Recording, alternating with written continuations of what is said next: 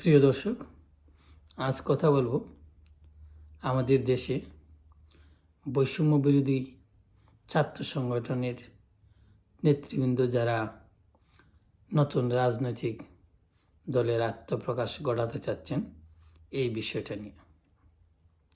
শুরুতেই বলি, আমরা একসময় যখন ছাত্র রাজনীতি করতাম তখন আমরা কোনো কমিটি দেওয়ার ক্ষেত্রে যে বিষয়টা চিন্তা করতাম, আমরা তিনটা জিনিস মাথায় রাখতাম। প্রথম হলো পপুলারিটি, মেজরিটি এবং মাইনরিটি। তো সহজ অর্থ আপনারা বুঝতে পারছেন, যার জনপ্রিয়তা আছে তাকে নিয়ে আসার। তারপর যে কমিউনিটির লোকজন বেশি তাদের মধ্য থেকে সংখ্যা বেশি আসবে, কিন্তু মাইনরিটিকে বাদ দেওয়া যাবে না। এবং এই যে পপুলারিটি, মেজরিটি এবং মাইনরিটি, এই তিনের সমন্বয়ে কিন্তু কমিটি হতো স্টেবিলিটি। কিন্তু আমরা এই যে নতুন সংগঠন আসছে, আমরা শুরুতেই দেখলাম তারা মাইনরিটিকে মাইনাস দিল। তো বিষয়টা এই জন্যই বললাম যে তাদের ভিতরে কি চিন্তা জানি না। তাদের যখন আন্দোলন হয় তখন তাদের আন্দোলনে অনেক সতীর্থ মাইনরিটির ছিল, কিন্তু তখনও তারা 158 জন সমন্বয়ক যখন করে তখনও মাইনরিটির কেউ ছিল না। কিন্তু তাদের সহযাত্রী অনেকেই মাইনরিটির ছিল, ফেসবুকে বলেন, মিছিল মিটিংয়ে বলেন। তো এখন তাদের যদি সত্যি মেন্টালিটি এরকম থাকে যে তারা মাইনরিটিকে মাইনাস দিয়েই করবে, তাহলে সংগঠনটা আমার কাছে মনে হয় অনেকটা ফান্ডামেন্টাল সংগঠন হয়ে যেতে পারে। তো ফান্ডামেন্টাল সংগঠন পৃথিবী যে নাই তা কিন্তু নয়, অসংখ্য সংগঠন রয়েছে, কিন্তু বাস্তবতা হলো ফান্ডামেন্টাল সংগঠনগুলোর সফলতার মাত্রা খুবই নগণ্য। তাই সফল হতে গেলে সবার অন্তর্ভুক্তি দরকার। কাউকে মাইনাস করে রাজনীতিতে সফল হওয়া বড়ই কঠিন।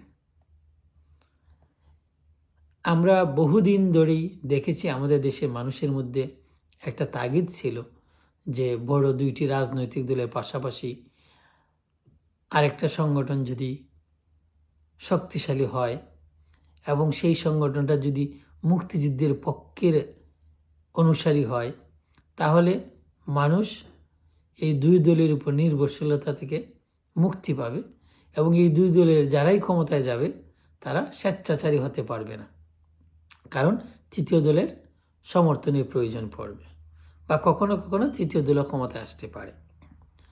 তো এটা কিন্তু খারাপ না, নতুন সংগঠন হচ্ছে, এটা মানুষের প্রত্যাশিত ফলেরই একটা ফলস্বরূপ।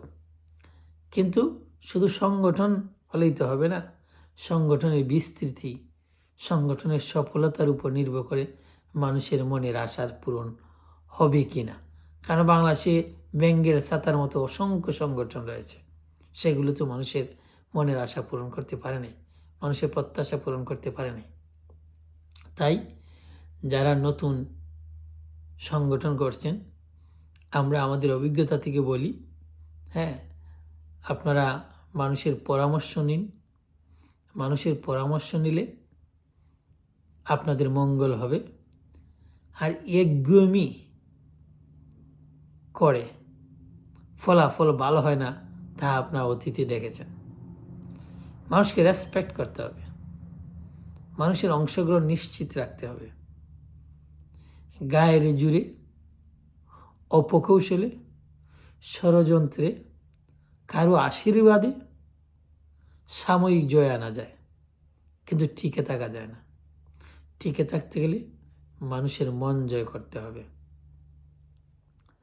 যাদের গ্রহণযোগ্যতা রয়েছে তাদেরকে ফ্রন্টে নিয়ে আসতে হবে এবং সংগঠনে যে নেতার নির্বাচন, সেই নির্বাচনটা গণতান্ত্রিক করতে হবে।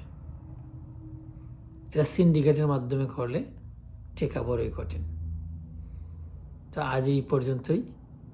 আমরা আশা করব নতুন রাজনৈতিক সংগঠন পপুলারিটি, মেজরিটি, মাইনরিটি বিষয়টা মাথায় রাখবে এবং তারা নিশ্চয়ই আমাদের ইতিহাস ঐতিহ্য, আমাদের মুক্তিযুদ্ধ, এইসব ব্যাপারে অনেক সংবেদনশীল হবে, শ্রদ্ধাশীল হবে এবং তারা মব জাস্টিসের মতো যেসব অ্যাক্টিভিটিস হয় এগুলা থেকে তারা দূরে থাকবে।